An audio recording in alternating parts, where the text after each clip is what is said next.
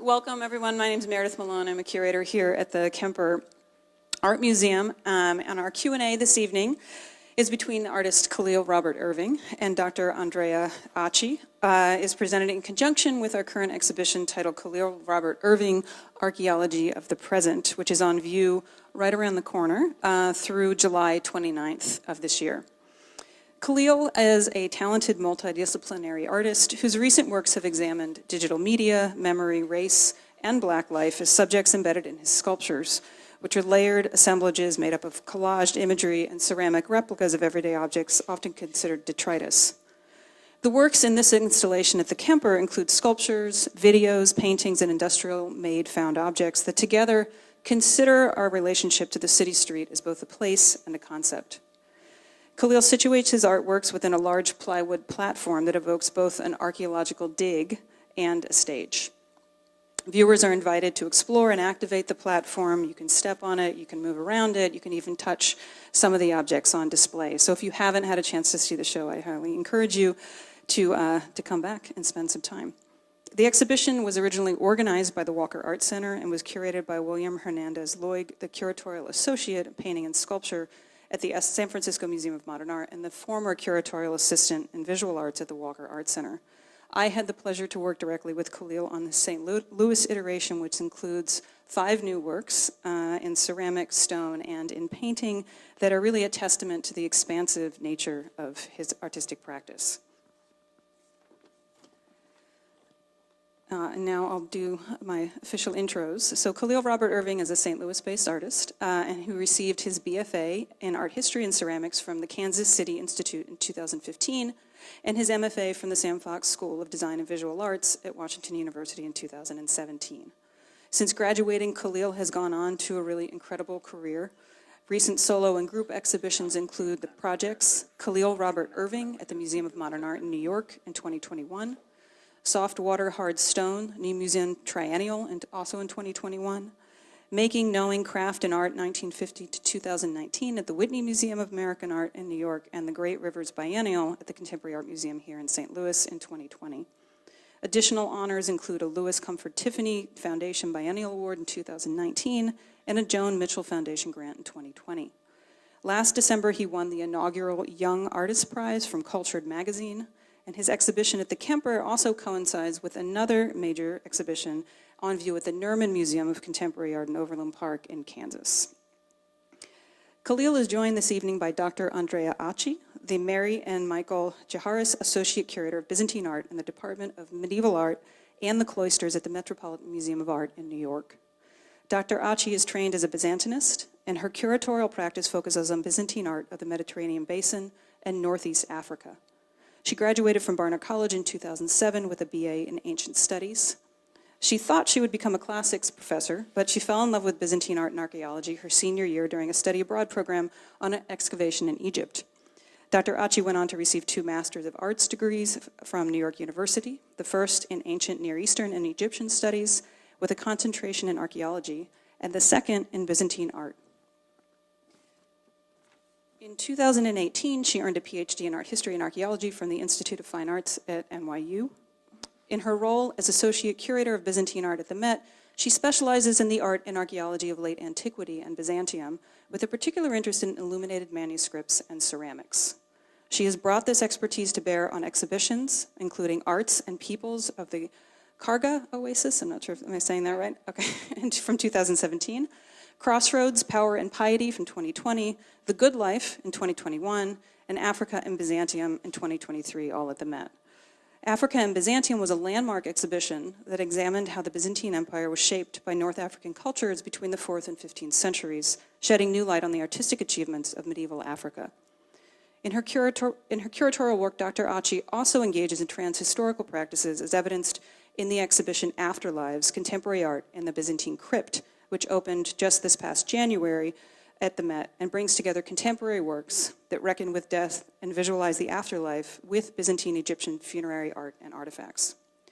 In addition to her art historical research and curatorial work, Dr. Achi is an archaeological ceramicist, which maybe we can talk about tonight, and has been involved with numerous excavations in Egypt and Italy. In their conversation tonight, Kahlil and Dr. Achi will discuss his exhibition, which includes a range of ceramic sculptures inspired in part by Kahlil's travels to sites including the elaborate mosaic floors of Antioch, an ancient city in what is now Turkey, as well as his memories of a trip to Jerusalem and visiting the Church of the Nativity. They will also touch on a range of topics, including their respective engagement with ceramics, their approaches to their respective fields, as well as how contemporary artists engage the history and methodologies of archaeology. Tonight's conversation was co-organized by the Department of Art History and Archaeology and Arts and Sciences, and I thank them for their support. Lastly, I'll wrap it up. I want to invite you to come back to the Kemper on April 13th. From 2 to 4 p.m., we'll be hosting Kemper Live Assemble, which is an afternoon of music, performance, and art making. Inspired by Kahlil's exhibition, the event asks how performance as public assembly holds the potential for action.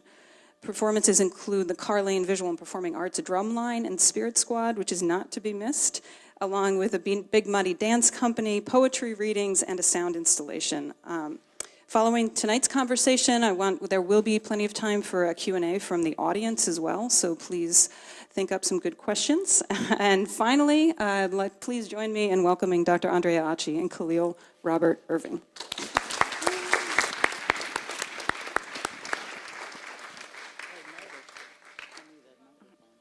Can you hear me? Yeah. And thank you so much, Meredith, for that really generous introduction, and thank you for the museum for inviting me to have this conversation with Carol. As you know, I'm Byzantinist, and so it's always really great to speak with living artists because I'm usually working with materials from the 4th to the 15th century, and I can't speak to those people, and so I'm really looking forward to this conversation. But what I'm going to do for the first 5 or 10 minutes is really talk about my inspirations and then the different moments and times that really helped me develop my own curatorial practice. As Meredith mentioned, I worked in Egypt for a number of years, and I've been really inspired by the landscape of Egypt within my own curatorial practice. So just kind of going back what Byzantium is, it's really empire from the 4th to the 15th century in the Eastern Mediterranean. And so the materials that I worked with are usually daily life materials, but then also Christian and Islamic materials from the Eastern Mediterranean. But my practice as a curator of this material has been so affected by my travels in these regions. And I think a lot about the landscape when I'm curating those objects, these daily life objects, but then also objects in churches. But it's really difficult to show landscapes, right, in a museum context. And so one thing that I do within my exhibitions is that I try to show where these things come from, because all of those objects that I curate, like, they're not made for the museum spaces, right? Like, they're made for homes and churches and places, intimate places. And so I wanted to start with this landscape to give you a sense of some of the places I've seen, but then also how I'm thinking about my own curatorial practice to kind of get this experience within the museum space. And by the way, this is a landscape right outside of a monastery called the White Monastery. That's in Sohag, Egypt. And between breaks, I'll walk up here and then look at things like the sunset as well. And I was actually quite inspired by your images of the sky in your exhibition, and so we can talk about that a little bit as well. But so this is me on site. And you can kind of get a sense of the visual busyness, right, of excavations. Behind me are crates of potteries. And so on excavation, it's you have archaeologists, right, and they're excavating down to the ground, and there's the archaeologists separate all the material, right, and so the pottery goes in one bag, and then small finds, coins, ostrich papyri go into other different bags, and everything's organized in that way. And what I did as archaeological ceramicist was open those bags of potteries and then try to organize them. And the reason why we do this is because we can understand the dates of the site through the pottery, because different times when potters were making different pots, they were for very specific dates with those pots. So we can understand if something is made in the 4th or the 7th century through the pottery.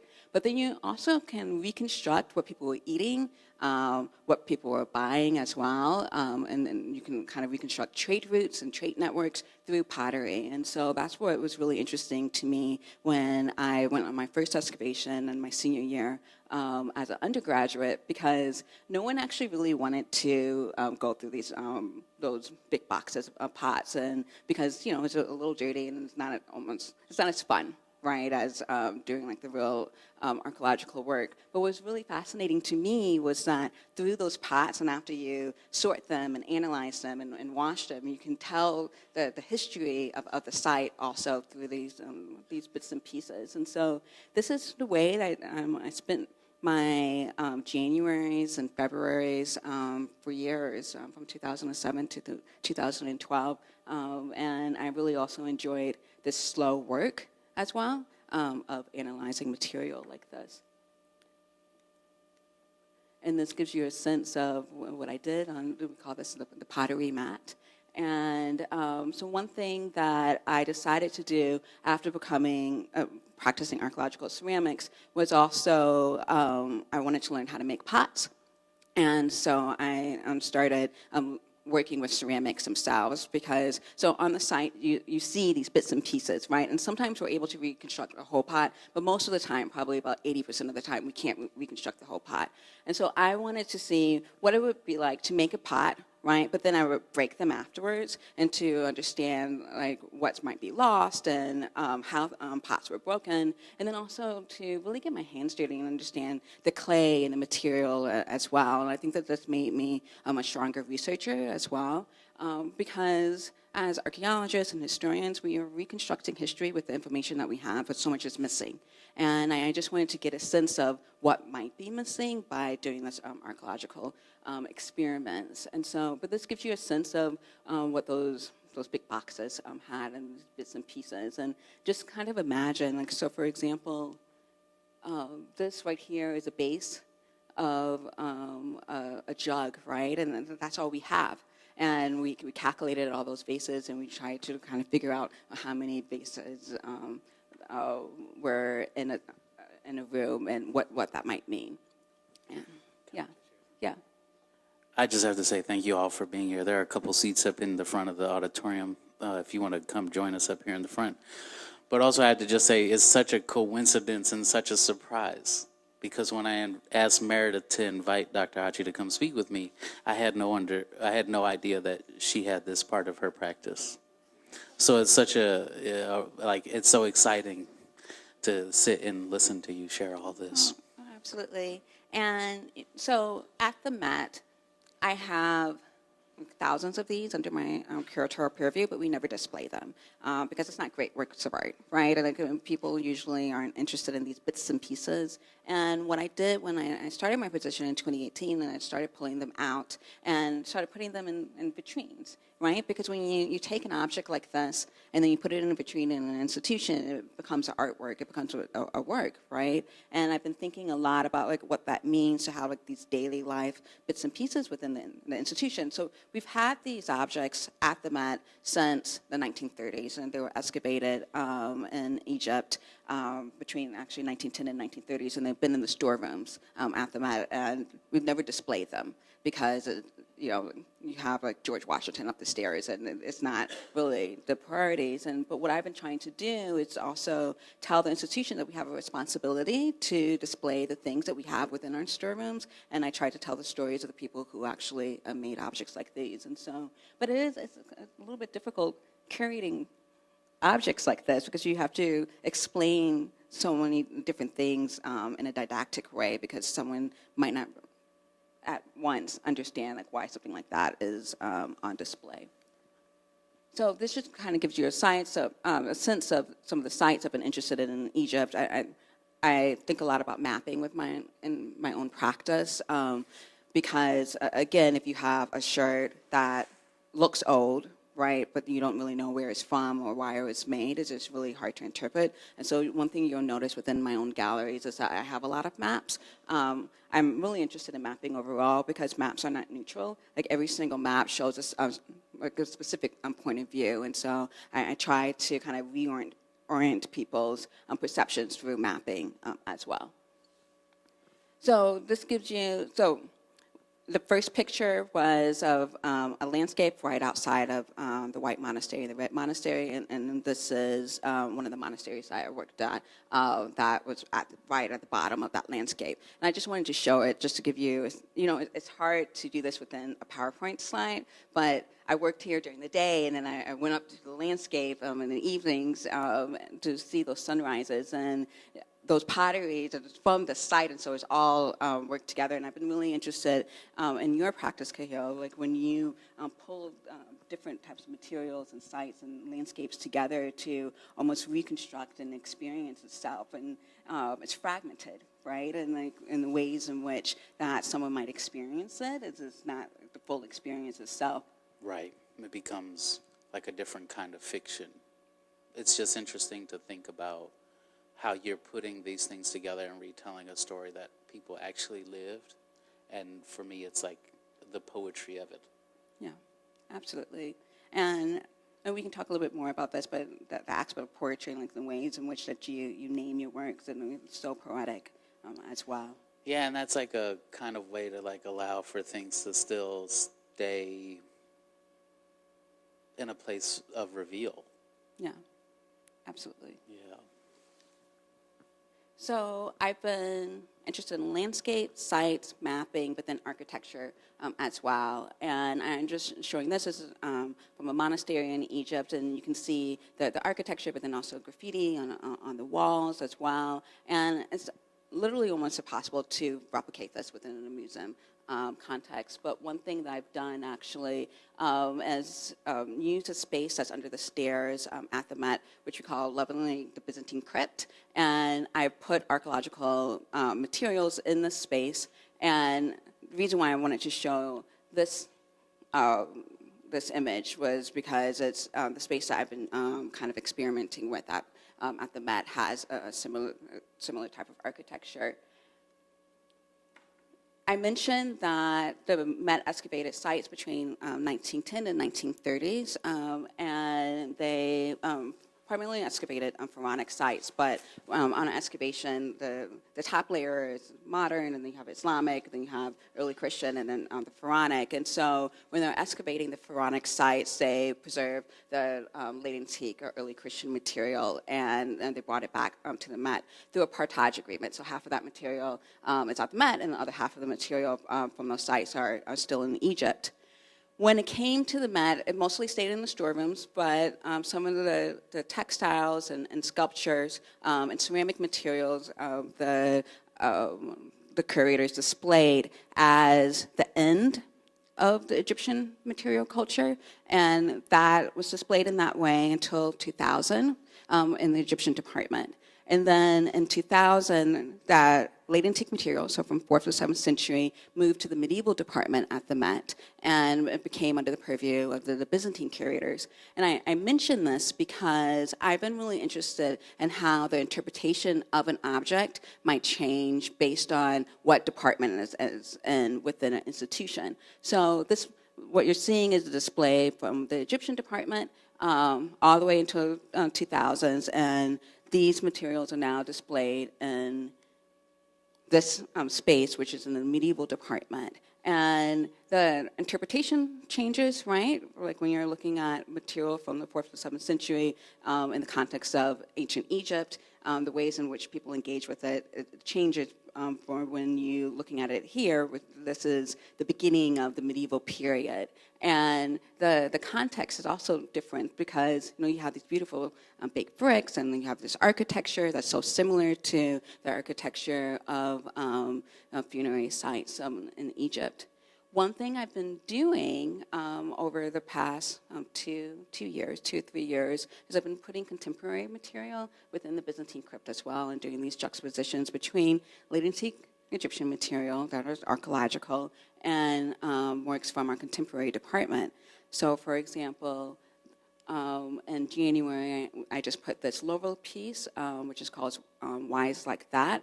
And I was interested in it because it looks old, right? And it also looks like an icon or a funerary stela, and it kind of confuses people when it's in this space, and the interpretation is really different. But the function of it is similar to the functions of the funerary stelas that we see.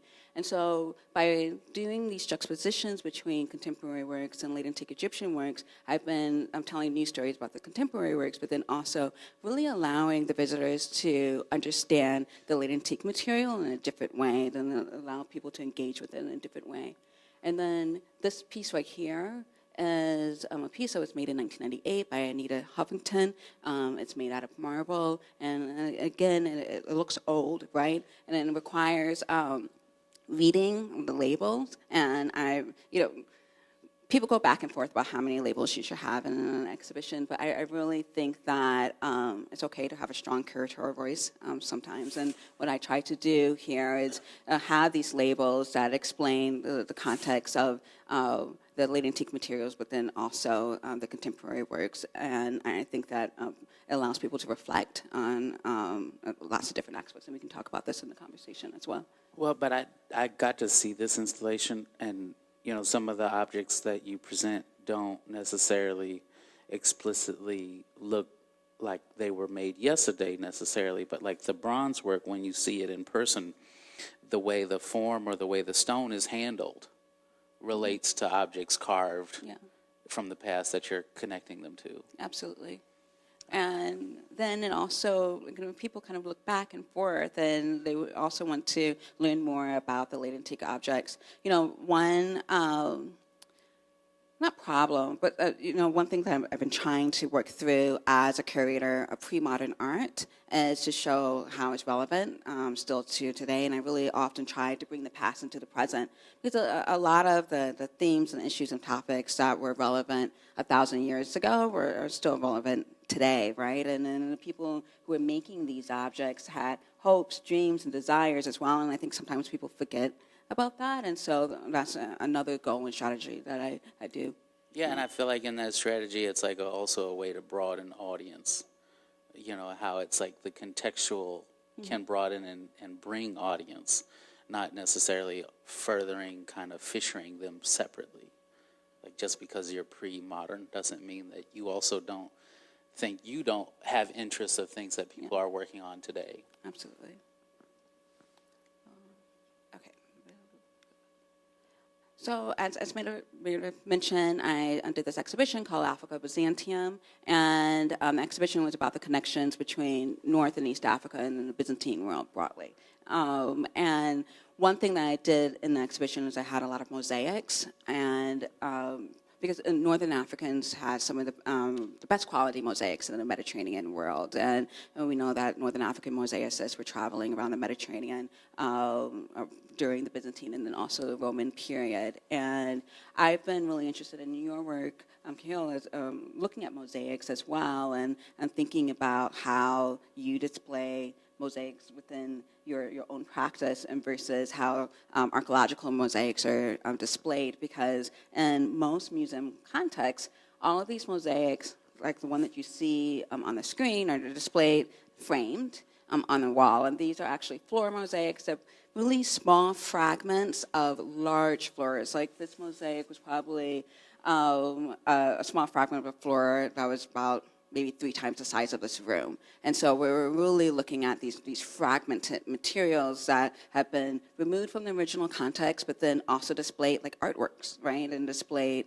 and framed in this way. And I've been interested in this, and like what does it mean to, display things in museums that weren't meant to be displayed like this, but then also how do we explain this to the visitors? Right, and because it's almost impossible, at least for me, to look at this and not think of this as an image that should be on a wall, right? And then also what's really interesting about the way that this one's displayed is so similar to other mosaics is that you get a sense of it's a fragment, but then there's still this perfect frame as well that's rectangle or square that's made for this museum context. And So, and I just wanted to show, this image is something that didn't come to my exhibition, but I wanted to give you guys just kind of a sense of these really fantastic mosaics from Northern Africa. This is from Tunisia, and then also during this period, there was a sense of racial difference as well. And the woman is a Black Athena; she's a Venus, and I've been really interested in the representations of diversity in Northern Africa, and then also explaining that the late antique world was very diverse, and people traveled around that world. But how big is this one? This is about the size of this one. And so again, So it's a fragment too. yeah, no, it's and everything that we see in museums are fragments. There's But this one lives at the Met too. no, this is in the Seuss Museum, okay. in Tunisia, and it's on the Mediterranean. And so, and the reason why I wanted to give you like an up close image of it, so you can see the individual tesserae as well. But again, it's a large mosaic, but then also a small fragment and a larger floor. And then this actually kind of gives you a sense of the original floors. This is Tunisia. And let's see if I can do this. And the middle is that museum, the Seuss Museum, and you can see how they display some of the mosaics on the floor, but then some of them on the wall. All of them are framed, right? Even the ones that are on the floor. This is a site right outside of the museum, and then this is an original floor mosaic. So you can get a sense. So if this was in a museum, it would have been cut out right here, and it would have been framed probably just like this. And you really lose so much of the other context, right? And then also those geometric patterns as well. But then the other images that was used on the floor. But what's really fascinating about all of this is that the owners would have walked over everything. I mean, this is carpet, right? And so you don't really get that sense also when you're looking at it on a wall in a museum that this was meant to be walked on. And then the fact that the texture of it, I mean, it was... it's bumpy, it's not completely smooth, and so the experience of walking on this is so different as well. And so I've been thinking about how to replicate that. And I haven't quite gotten there yet. Like for Africa Byzantium, I actually wanted to display some of the mosaics on the floors, but for conservation reasons, we couldn't. And like the lender said, like, absolutely not. Like that's not what you're going to do with these works. I mean, that big mosaic was from the Louvre, and I had this great idea of, basically reconstructing something like that, and they wouldn't lend it to the exhibition if I did that. And so, like maybe we can talk about in the future, like what that might look like. Yeah. Can we just stay here on this slide? Yeah, sure. Just to share a little bit of also why I got to the idea of inviting you to come speak with me is because in 2017 I was invited to be like a juror for the NCAA or NAACP's high school program where they gather people, and in 2017 that program was in Baltimore. And so I went to the BMA for the first time, and I was walking around the museum. It's similar to the St. Louis Art Museum, where there's an old building and a new building, and there are areas where there are objects like in courtyards and things, and you don't really know necessarily why they're there. And I didn't know anybody at the museum, so I was mostly walking around alone. And I think it was like a midday thing, so no one was really there. But I walked into a courtyard in the central area of the museum, and there were these mosaics on the wall, on the floor, at a distance, and they were fragmented just as you're describing about these objects. And I just put that experience in my pocket. Mm. And it's interesting to think about how you arrived at thinking about these objects and presenting these objects in your exhibition, which I unfortunately didn't necessarily get to see at the Met, but I'm looking forward to coming to Cleveland. Because Africa Byzantium opens in Cleveland when? Next week. Next week. I'm not going next week, but I'm going to go before it closes. And approaching these objects and these, they're objects, but they're architectural fragments. They're part of buildings. They're not objects. They're not something that you can pick up and handle, or they get framed as if they're something that they're tangible in a way, but really they're larger than life. Mm-hmm. Absolutely. And I've been interested in, I think maybe the next slide is your It is. installation as your decisions of framing them on the floor, but then also doing the scaffolding that literally looks like an archaeological site in itself. And I'm curious about how you came up with the framing strategies within your installation. I think I've been making some kind of built thing with sculptures since I think when I returned from studying abroad in Jerusalem in 2014, going back to school in Kansas City. And then from there, I came to St. Louis and I started building things in graduate school. And then it's just been this like way to renegotiate and kind of get away from the object as a singular thing in which someone can kind of have a proprietary relationship to. Mm-hmm. And that's partially why the sculpture's in the vitrine. But the floor sculptures, I didn't want to make something that allowed you to get too close. I had a studio visit with someone one time and they put their foot on the sculpture. Mm-hmm. And it just was like it like freaked me out because I understand that ceramic material can be engineered to be able to be used as that function, but I see myself as making sculpture, so of course you're not supposed to dress it in that way. And it's not like a Carl Andre where he's like designing the work to be made out of metal or stone for you to approach it and be on it.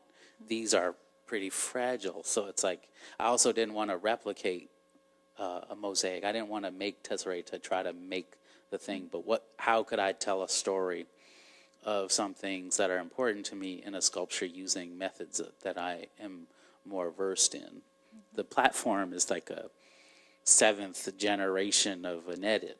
Mm-hmm. So what you see is really a presentation that was born out of many, many, many drawings, thinking about space, thinking about how people can, I'm presenting this exhibition after presenting an exhibition at the Museum of Modern Art that covered the walls, floors, and covered the walls and the almost to the ceiling and sculptures and images, and it kind of became like a very direct looking experience and like kind of deciphering experience. And making this project was a way to kind of add another sensorial engagement with that, like as it's in like part of its root intent. I see this, let's see what's next. And so in 2014, when I studied abroad in Jerusalem, as Meredith said, I went to the Church of Nativity, which is in Bethlehem. And when you first walk into the church, you see the scaffolding that you see all these people standing amidst. And that scaffolding is like just walking into the museum. It was constructed in a way that people who were riding or using different mobility devices, wheelchairs, walkers, they could too engage and go to the emblematic site where the manger was supposed to be, which is also a mosaic, and I think it's a bronze in the ground. I also, let's see, oh, I'm going the wrong way. I know, I see how that happens. It's not easy. This thing is weird.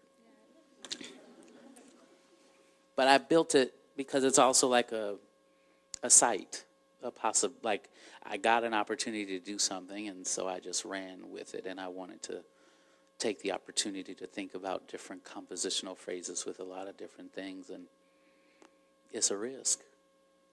It's a big risk.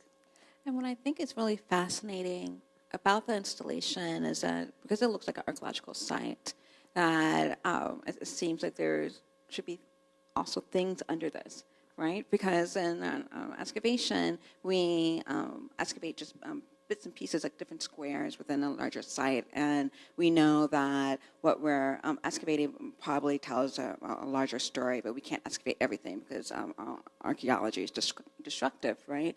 And so, but you only get these short stories, these short snippets of the entire site itself, and you're just trying to reconstruct a broader story. And so here it seems like you have these almost vignettes, right, of these stories that relate to materials and ideas. But then the question is like, well, what's the larger one, and what's actually underneath, and then what's the larger either real or fictive story that you're trying to tell with its installation. Yeah, I feel like I just need to start building things out in the real world in a way. Because in some ways, they're like, with them being so isolated or being vignettes, like, there's just like a bigger structure that, like, maybe this needs to maybe be housed in, or like, you know, like the foundation where the Michael Heisers are excavated and cast in concrete and they live there forever. You know, like maybe it's not necessarily this was a catalyst to be able to think about that.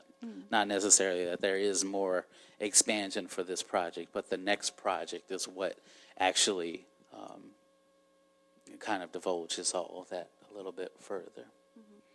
Because every project for me, I feel like it builds to the next one. I try to pull out as much as I can out of a series of works.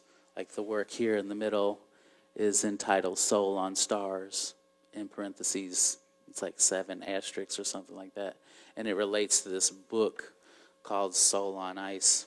And it's like, how can I think about references, but then also give them the space to be there on their own? And if I start to kind of extrapolate anymore, or if I start to expand a little bit more, I don't want to like then start to think about the reference as something that I have proprietary information or a proprietary relationship to or ownership over. You know, so it's like, how do you balance making reference, but then also giving place, but also letting a series of works be autonomous on their own.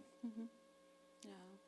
What's really interesting to me about Soul on Stars is it looks like an everyday object as well, and that also reminds me so much of these excavations, because we're excavating these everyday objects, and so you're almost replicating everyday life within the ceramics, and it's really, and even the brick sculpture, and it's so fascinating to me between like the juxtaposition between the brick and your mosaic as well, and because it looks like daily things are meant to be touched and used, and they're very tactile, and presenting it within the framework of your artistic practice has been really inspiring to me to look at. I'm glad. You know, I think some of these things are made in such like isolation, or like pigeonhole, or like blinders, that it's like really nice when an opportunity to see, like when your exhibition was opening, that there are people working in tangential information that's important or relevant to what I'm thinking about. Sometimes it, like the silo does get a little too cold, but seeing and hearing you allows for this kind of like bridge to exist.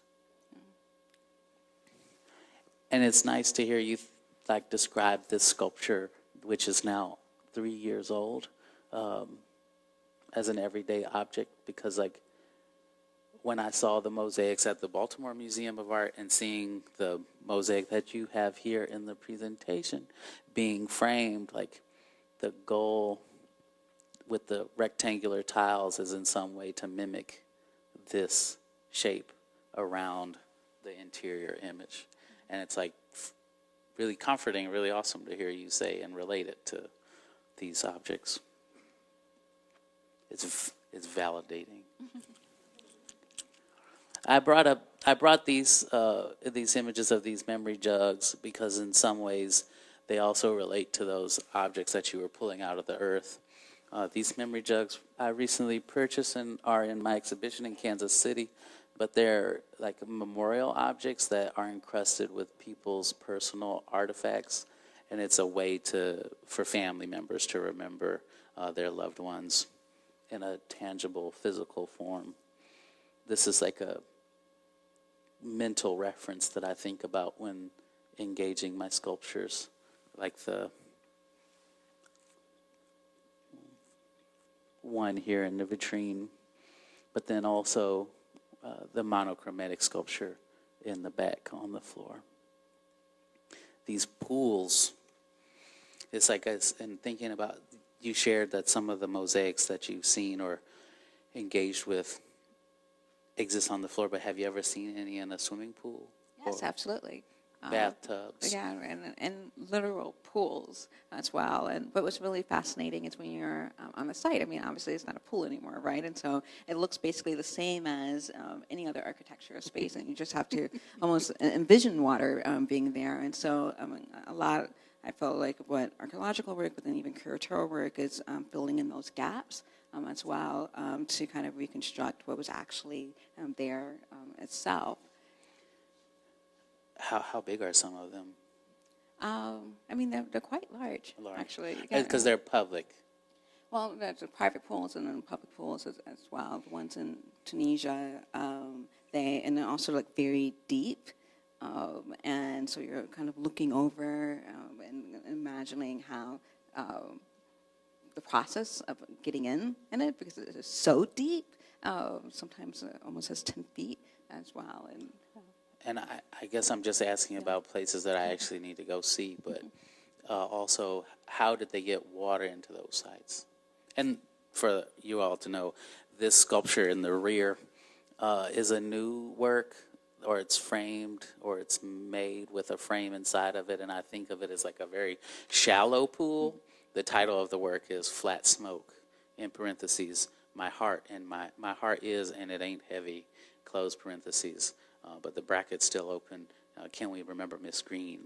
And so the sculpture is acting like as a shallow pool or a shallow mirror, and the glare and the glaze, the opticality is like, it's like important to think about, and it's like part of the experience of dealing with its presence and absence at the same time. So I'm asking about pools because in a way it's like, it's also referential. Yeah, no, they have really intricate plumbing systems. And these late antique houses, but we should go on a trip together. I would love that. Well, we can't say that too loud. Don't want to make anybody jealous. Thinking about memorials and thinking about the work that you do is a way to make space to remember the people who've once lived before us. And, being here in St. Louis, it's hard not to talk about or think about Dred Scott, and thinking about representation and who gets remembered and who doesn't. But this is a new monument and memorial monument for him that his distant relative who's living with us recently erected in Calvary Cemetery. And I'm interested in the technology that is being used on new monuments where they're using laser etchers to carve the stone. It's not necessarily being carved by hand, but there are machines that are translating the iconography into the surface of the material, and then it is erected in place. This isn't necessarily so much a new technology, it's just being transferred from hand manual labor to machine labor. And on the left is a picture of the granaries at Limp Brewery that are thankfully still standing, because when you drive over there on the south side off 55, you could almost be accosted by the building because it's in such disrepair. Major parts of the building are collapsing on itself, which are quite concerning. But it's still quite a massive marvel of beauty to walk down the street or drive down the street and see these large brick walls. It's like I'm listening to you think about things occurring and being made thousands and hundreds of years ago, and it's like I feel like I'm having a mirrored practice, but from the opposite direction. You're like going from the really old to the present, and I'm like going from the present back. And like in some ways we're meeting somewhere in there. We had a really beautiful visit today to the Cathedral Basilica and looked at like so many weird combined styles of figuration. There's Greek, Latin, English. There's like cartoon images that are kind of like weird, and then there are like very beautifully representational, almost photographically representational mosaics, and just so much beautiful glittering gold tesserae. Yeah, no, that was a really fantastic experience for me as a Byzantine art historian as well. and to talk to you about making. Yeah. I added this slide because I own this David Drake pot from 1857 on the left, and this blue and white trade vessel on I own the David Drake pot on the right, and the trade vessel on the left is just such a beautiful comparison. And I'm like ready to add like an object that you found or something that I've been able to kind of have the pleasure of meeting to kind of broaden this timeline. In my studio, I like collect molds that are from the 60s, 70s, and 80s of pottery forms that don't have the decoration on them anymore. And when I use those molds, I cast objects and I embed them in the sculptures. And people are always wondering if the sculptures are like, is this glued on and is this like made and then put in there with epoxy and stuff like that? And it's not. They're mostly all made by hand. And it's interesting, like you're constructing pots that have been broken over time, and I'm trying to make things that look like they're fragments of broken things in real time. Yeah. It's such a quandary to, it's just like really awesome to like, it's like I'm looking through your slides and thinking about what I do and like, why do I do it? And you're like trying to, it's like I'm doing your job, but like in reverse.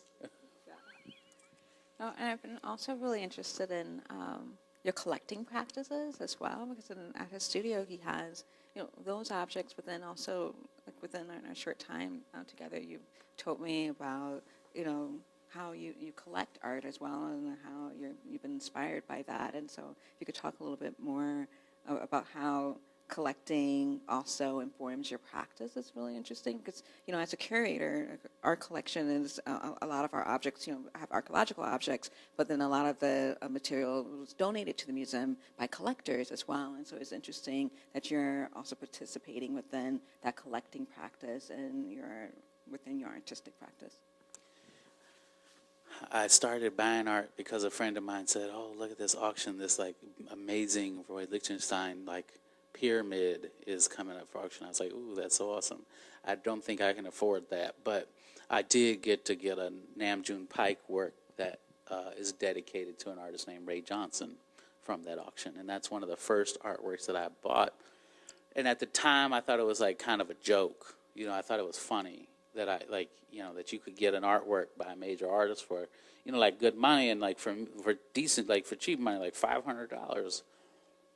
And then I just it kept building. I thought like, oh, well, if I buy art, I could donate a work to a museum when they buy one of my works as a way to memorialize my grandmother's affinity for supporting me. Or I could make moments to commemorate other people who've made a difference in my life when the museum buys a work of mine, as a way for us to live there together. Then I started buying even more art for myself because it was like a way to contextualize what I'm doing and why I'm doing it and what other people are making that are tangential connections to the conceptual or material frameworks that I'm working in. On the screen, we see two portraits of an artist named James Sanford Thomas. I recently got to get one of his unfired clay sculptures, and it's so amazing, and it has a wig on it, and it's it's just so real. And I don't buy everything that I see, but I buy a lot of things because it's like a way to also, when I'm sitting at the studio, I can make a conversation with other people, even though they may not be here anymore. My artworks may live in a museum, but they may never be on view with the works that I feel that may be referential to what I'm doing. But in the studio, I can do it despite, I can have autonomy. Buying art to me is like creating a context that is a part of my network. It's not about how much the works are or how much the works will cost or any of that. I have 8 Elizabeth Cadlets, 6 are like a series and 2 are duplicates, and one of the duplicates is being gifted to the Virginia Museum of Fine Arts because they're acquiring a large sculpture of mine, and that work is entitled To Mary.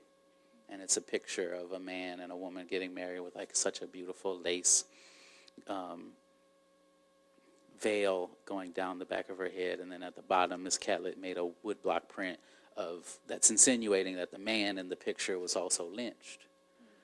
But it's like, how do artworks relate to personal or familial narratives, or how do you see things like referential or filling in gaps in places where there may not be those kinds of artworks? And I'm not making a lot of money, but if I can do a little bit, like, it's like tremendously helpful.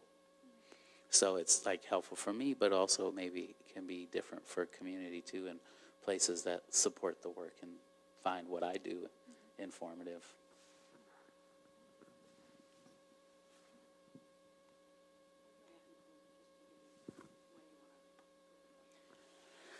You have any other thing you were thinking about? I mean, we can open it up Let's as well. do it. Yeah, and we can continue. I just wanted to say, I mean, that was really beautiful what you were saying in terms of donating artworks, because it's also you're participating in the institution in so many different ways. Because it's not only your work is going into the institution, but then like for on labels, like your name is going to be on the credit line on the other work, and so it's going to be really fascinating. I mean, so I'm fascinated as an art historian. I'm hearing this as well because I don't have like that information for the material that I work on, and so you guys are so lucky. Like you have the archive right here, and then I'm thinking about how institutions are changing not only through your work, but then also this inspiration that you have in terms of donating other works and providing different types of conversations is really fascinating. I mean, to be honest, it's a real blessing. Anybody have any questions?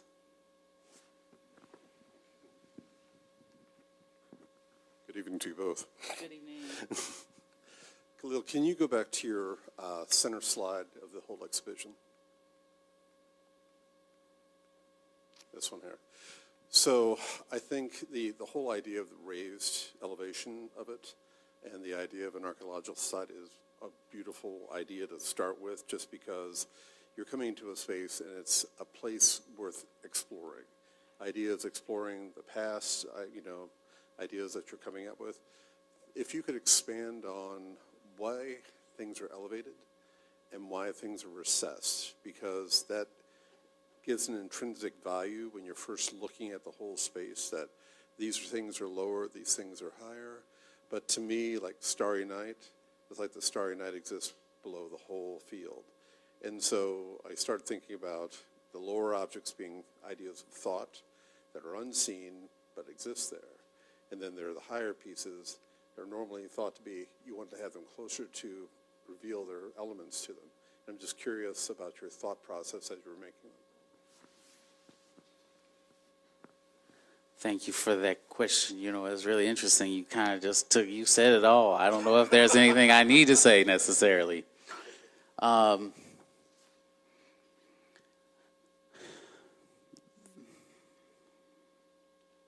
Well, I can share a story. Like, the recessed sculptures are meant to be shown on the floor.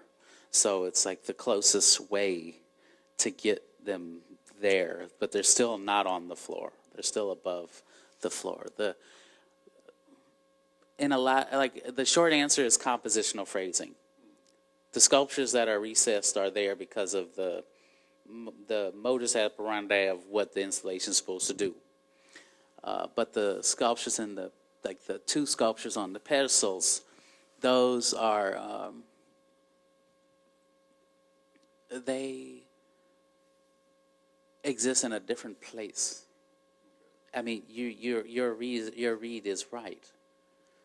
Soul on Stars is referencing something that's far beyond my life experience, from a time and a period of someone working and fighting for equality in the 60s and 70s. Like, that's like, it's not my life experience to really say that, but I know that I don't know if that man is buried, but if this work is there, there's a proximity to that same reference of being buried. The floor sculptures, were born out of trying to, like, I actually made a jacquard weaving first before I made the floor sculptures in clay. And the jacquard weaving was to set, like, it was actually during graduate school. These big pots I was making in graduate school sat on the jacquard weaving because it was a ground that that the pot could live on, that the viewer could not engage. And so, like, the pull, it's not necessarily about value, but it's about reveal. The other story I was going to say is that somebody came to my studio one time and told me that some people believe that that heaven's in the ground, that heaven is where our loved ones are buried, and so there's this, like, conflation of the sky above and the ground as being this place, like this metaphysical or poetic or religious space, kind of turned upside down or turned into being more close to us. And yeah, I think there was a question over here on the back and the right. Yes? Yep, you got the red shirt.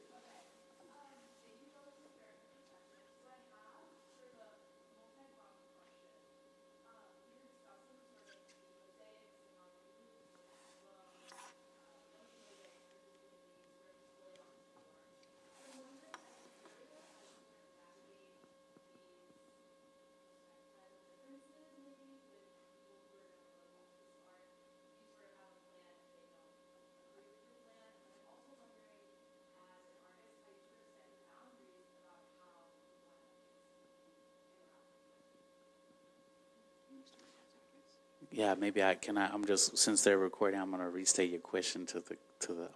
So the question is how, as a curator, do you negotiate the vision that you have for an exhibition or a project or an artwork, and when someone's in opposition to it? And then for me, the question is how do I stand my ground in a sort of way of what my intentions are versus, and in relationship to how something is being resolved. So, what do I do when there's opposition to my exhibitions? And that's Or just like alone. Yeah. I mean, I think it's an interesting question because everything's going to have critiques, right? Like, no matter what you do for exhibition, but even if you're writing something as a scholar, like, people love critique things, right? And so I don't really think about the opposition to the work for Africa Byzantium. One thing that I really wanted to do was involve as many scholars as possible within the project, because this idea about the connection between Northern and Africa and the Byzantine world, I mean, if you look at a map and you look at the Byzantine Empire in the 6th century, almost 1/3 of the empire is in Northern Africa. So this is a fact, right? But it's not something that the Northern African region, as an African region, it's not something that's really talked about really in scholarship. And it makes people feel uncomfortable sometimes talking about this Byzantine material as African, and I recognize that. So what I did for the exhibition was I created a scholarly advisory council and a community advisory council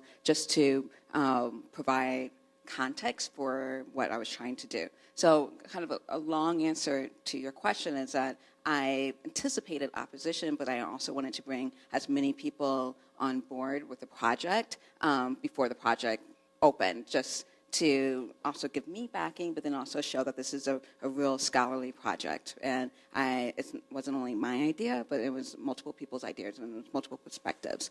And so I try to include lots of different voices within all my projects, because, I talked about this curatorial voice on the labels, right? And I feel like it's important sometimes to have a strong curatorial voice, but in terms of the development of the projects and the research and thinking about the checklist and how you're displaying things, I think it's important to involve as many people as possible within that process, but then also be transparent that lots of people were involved as well. And so I don't think I go into projects thinking about opposition, but I go into projects thinking about potential critiques and being comfortable with that.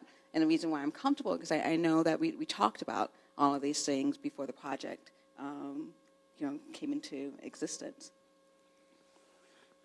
I mean, to be honest with you, they really get like to the nitty gritty of your question. Sometimes you got to figure out what's the win.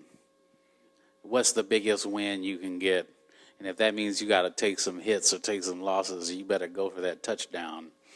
You can't miss it. I mean, a lot of people ask me, why are my sculptures presented in vitrines? Well, we can't get close to them. You know, I don't want you to own it. I don't want you to have such a closeness to it that you think you can touch it. I don't want them to be touched. They're not safe objects to touch. They're very sharp. You know, they're not safe. They are just as complicated as they are behind glass as they are not under glass. But a story that I shared earlier is like 2 exhibitions ago, presenting a series of these sculptures. To have them not under vitrine, that meant the pedestal had to be 3.5 feet from every edge. That's a big ass piece of furniture. In a 2,000 square foot space like the gallery here at the museum, if you have a big old object and then you got a big old box, that's taking up so much real estate. So to allow people to have an even closer proximity to the artwork, let's put it under glass. But if we're going to put it under glass, let's make that pedestal sexy. You know what I mean? Let's put it on OSB, a cheap wood material. But then at the Walker Art Center, they built a beautiful acrylic riser with a 1/4-inch cork top. You know, what a beautiful way for an object that's thinking about decay, violence, memory to live and sit on. Yeah, I think that the thing about the touchdown is the most important part of that question, or the answer to that question. Anybody else?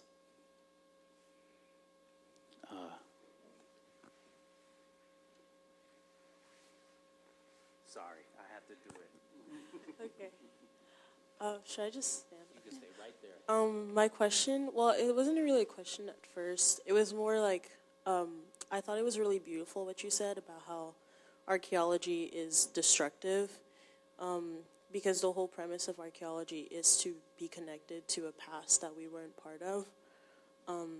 So I think that, how do you, did that resonate also with you, and how do you think that your artwork can sort of bring more life to that ideology, that it's that desire to know the unknown and be part of something that we were never a part of, but out of the destruction still try to recreate and give homage in a proper way?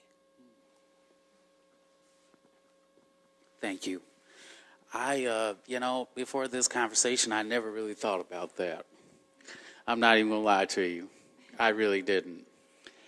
But now with this, I mean, there's a lot about the work and a lot of parts of the work that only certain people get access to because they know the references. You know, like my friend here, Dan Barnett, one of my teachers for a long time, can understand some of the references or some of the parts of the making and also some of the conceptual parts of the work, because we have a similar affinity to things that probably most people in this room don't know. You know, but then there are things that if you got it really close to the work, you would be able to understand, but Dan maybe not necessarily be able to understand them in the same way.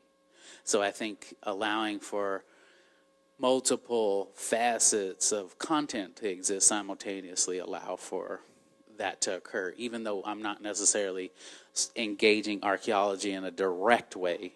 I am excavating something, but I really appreciate you sharing that, because it is something like this project, this conversation, presenting the work here in St. Louis, thinking about a place that's built out of material that's excavated from the earth that isn't necessarily accessible anymore. Like, it's against the law to open up the earth and start mining clay out of the earth and firing the kilns with the coal that's underneath it. You know, like, it's just, times have changed. So how then do I wrestle with that as a material, as a kind of intellectual material that's a part of the practice? Thank you. Yes, we have a question over here. Would you turn this? Okay, two more questions. I'm sorry.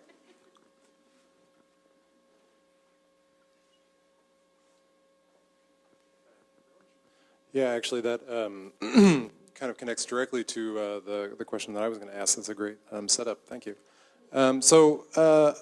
Couldn't help but notice that in the past 12 months, there have been now 2 exhibits in St. Louis at major art institutions with the word archaeology in the title.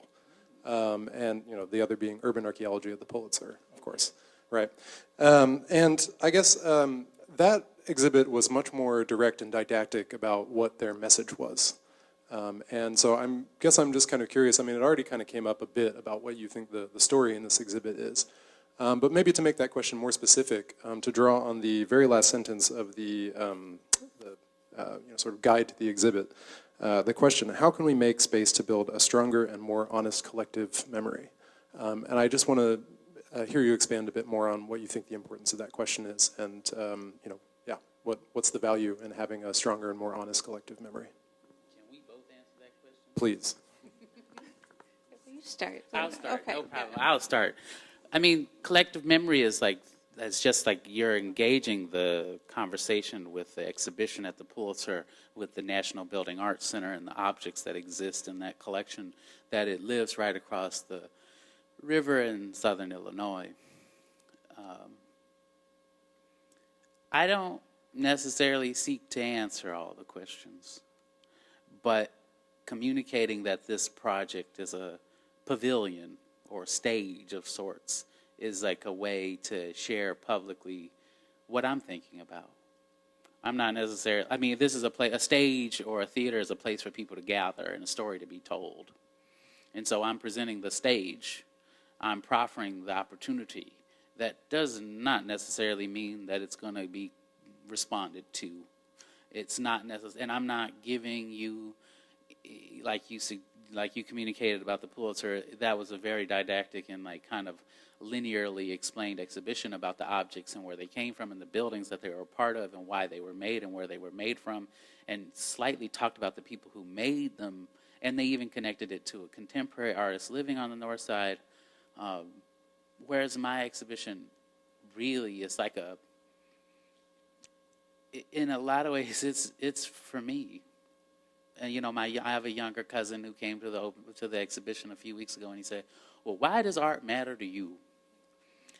And I was like, "God damn, why does art matter to me?" I mean, art's making things saved my life many, many, many times over. Just to be able to go. I'm going to pick on you, Dan. I'm not picking on Dan, but, I went to high school portfolio development program at Craft Alliance, where Dan is the studio facility director. I wish Dan could be the director of the organization, but, it's that's my own affinities. But going to the studio and seeing Dan and opening up the kiln, and what does it mean to have that reveal? To come into the museum and see this installation as a kind of sight, a possibility, that these are things that are important to someone, or there are things embedded here that may never be revealed. It's like a place for certain things to live forever outside of me. And so when I think about collective, it's at first you have to ask the question, then you either have to start doing it for yourself in a place where you can do it, or you find a group of people to do some things and then you do it together. For me right now, after moving home full time in 2020, that's been my goal and what I've been working towards. I don't know how much I can add to that, but I will have to say, no. But when you asked me to be in this conversation with you, it was interesting. It's interesting timing because I just started working with living artists within my own curator practice, and I've been thinking about bringing the past into the present and making my material more accessible to everyday people, everyone in this audience, right? And when I saw this installation, I immediately got it, right? I knew, I was like, oh, this is an excavation site, right? And then I understood the title of the archaeology of the present, and it was just really interesting to me because we didn't know each other before that. So we It was just a met complete each other cold yesterday. call. And we had one Zoom conversation. We follow each other on social media, but having this conversation with you and then talking about archaeology, what it means as someone who works on the site, but then also for you, with how you traveled and you saw these sites and you've been thinking about archaeology in a different way. I think that this installation really brings archaeology in the present, and I think that one thing that I try to do as someone who works in pre-modern art is I want to inspire people to actually study pre-modern art and study the past. And I think your work does that as well. And I mean, I love the pre-modern world. Pre-colonial engagement is like such a beautiful place to see that people were able to live, be. I mean, yeah, there are wars. Yeah, there's complications. Yes, there's problems. Yes, there are many, societal, cultural norms that probably would be, pretty upsetting to many people. Well, who's not, like you said, who's not getting upset when something's happening, But it's like, it's so beautiful to know what life would have, like to think about what life would have looked like had the European nations decide not to take a hold on the world, and how, what is that moment prior to enslavement look like? Like what is that? And how do you continue to make a life amidst knowing that's like part of your history and not forgetting it? And so for undergraduates here, you can get your PhD and then continue those stories. I mean, that's what I'm trying to do with my work. And so thank you so much for this conversation. Thank you, too.